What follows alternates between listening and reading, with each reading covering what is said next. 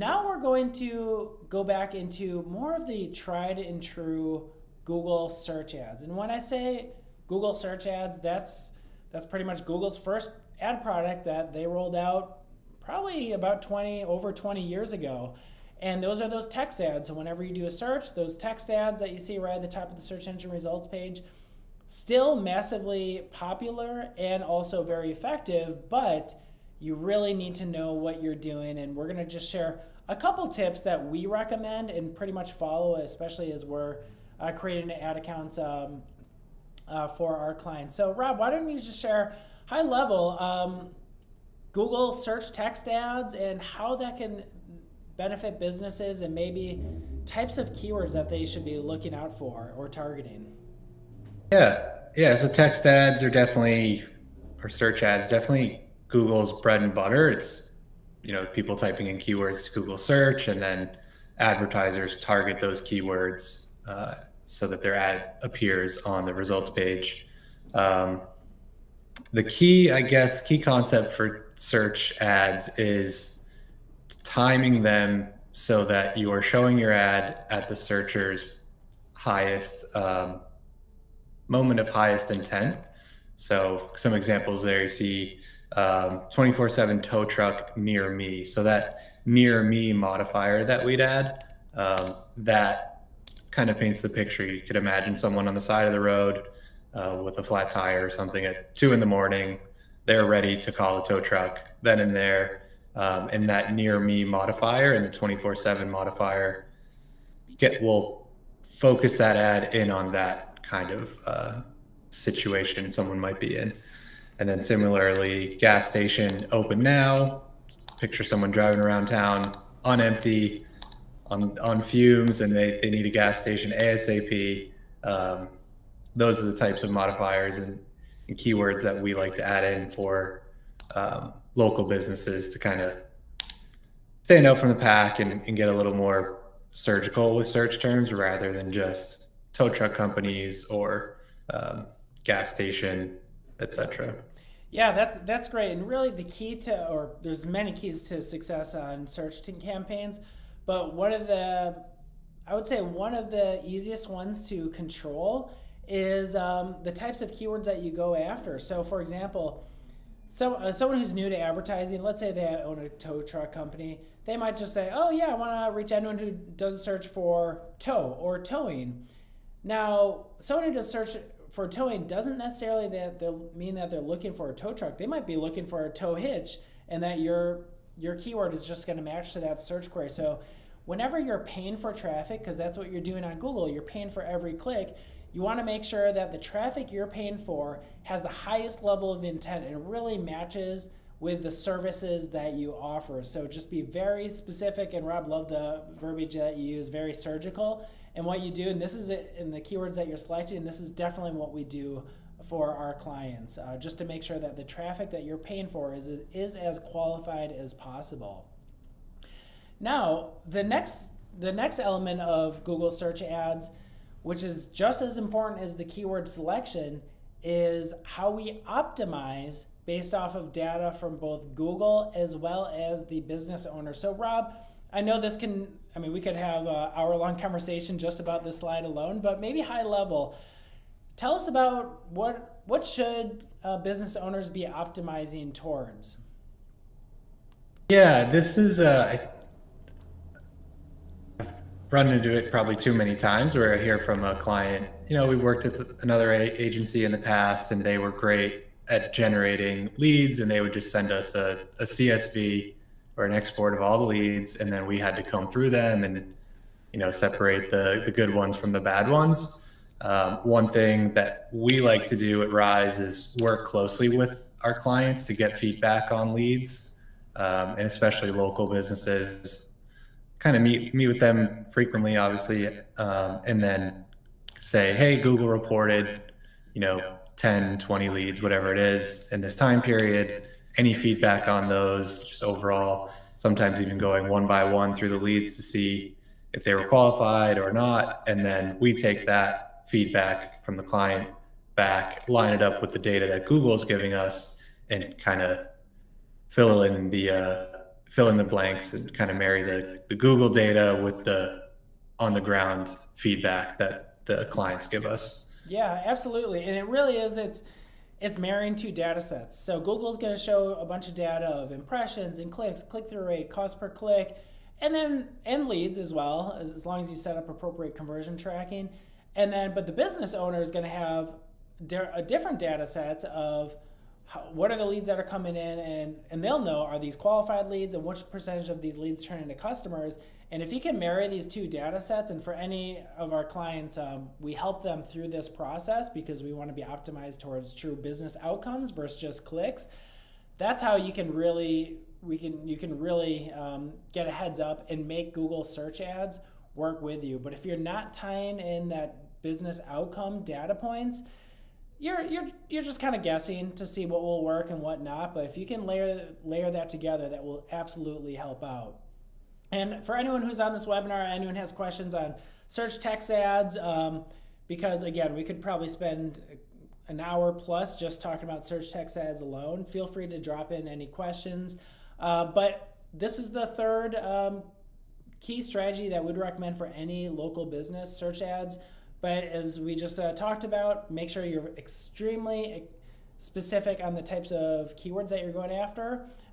Specific is terrific, and as they say, which is very true for search ads, and then also making sure that you're monitoring what type of leads and ultimately customers that you're getting out of the program. Yeah, and local, just to add to that, local businesses are fantastic at that. I've had a client say, I meet with everybody who comes in the office and I ask them how they heard about me. And, I hear them say Google ads, and then he just has his finger on the pulse of the quality of the leads from Google ads because he meets with them directly. So awesome for local businesses to have that feedback, or awesome for us to have that feedback from local businesses. So definitely a awesome feedback loop there that we have. Yeah, absolutely. And we'll get to this later on, but we have clients where through our joint efforts with our clients, through good old-fashioned search text ads, we've helped literally transform businesses, and they're hiring and they're growing.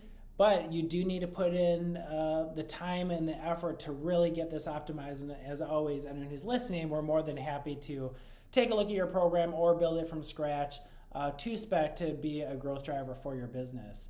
So next, let's go to the last strategy we would recommend, Performance Max. Now, Performance Max, I'm sure most people that are watching this probably have not heard of Performance Max, even though Performance Max has been around for probably at least 1.5 years, almost going on 2 years.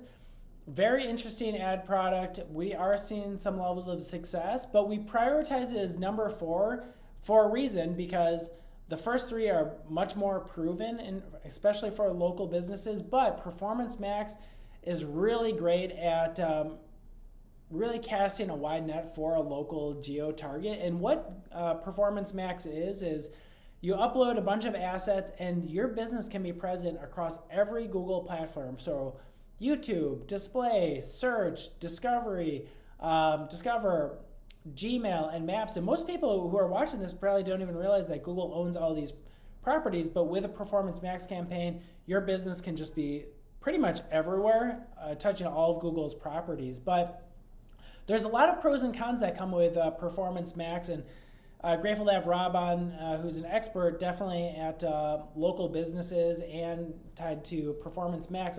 Rob, I'd love to hear just maybe high level, what are some of the pros and the cons associated with Performance Max, specifically for small businesses? Yeah, very appealing for a small business because you can have one campaign that shows ads, like you said, in 5 or 6 different placements or Google products. It's kind of a jack of all trades. It relies heavily on Google data, and Google has a ton of data, which is great. And then with a local business, especially, you can run a really concentrated campaign geographically and have, YouTube ads, image ads, or what are called display ads, obviously text ads, and then maps, again, is a huge one for local. So if you have a brick and mortar location, people can find it. So tons of pros there. And then kind of a trade-off with anything, pros and cons. With relying so much on Google, you kind of lose a little bit of oversight and management of the campaign because it's a little bit of a black box. So you don't always get actionable insights out of the campaign that you can then leverage in another way. Yep. Yeah, absolutely. It's pros and cons with kind of being a little bit of a more black box product. Pros, it's pretty easy to set up. The con is you just don't get as much data. I mean, we have ways to get more of that data, but still some of it is hidden versus some of the other campaigns where you know exactly which keywords that you're going to serve ads towards, which ads are going to appear, and where they're going to go to. This is a little bit more opaque, but really great for driving awareness and consideration and open up the market. And it looks like, just based off of one of our polls right here, it looks like there's a decent mix of folks who are using Performance Max campaigns and are not. So it looks like the majority are not, which I'm not too surprised by. It looks like that some are. Anyone who is using it, feel free to drop in any questions in the chat. Happy to review those with you. But yeah, I would recommend to do it as your third strategy on Google. And again, it's really good just for visibility across all of Google's properties. So let's talk a little bit about maybe types of businesses that this is good for and what types of businesses this isn't good for, because with every type of ad product, there's always going to be some businesses that do really well and some that don't. So Rob, why don't you break this down for us?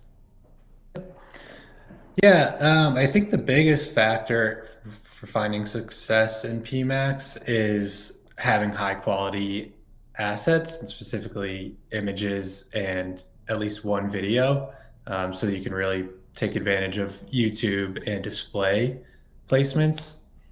And then you're also going to want really defined measurement and an optimized website, so that when these probably going to get an influx in website visitors from a PMax campaign. So you want to make sure your website's ready for that, optimized for the increase in traffic, and optimized kind of flow in your pages, and that the most important information about your business is kind of front and center, or at least easy to find. So FAQs, contact information, things like that. Yep. Yeah, absolutely. You will get a lot of traffic with Performance Max, more traffic than the other ad types that we talked about. But with Performance Max, the level of intent for these visitors is going to be lower. And that's why you just want to make sure that you have a solid website with a solid value proposition and mechanism to get their contact information.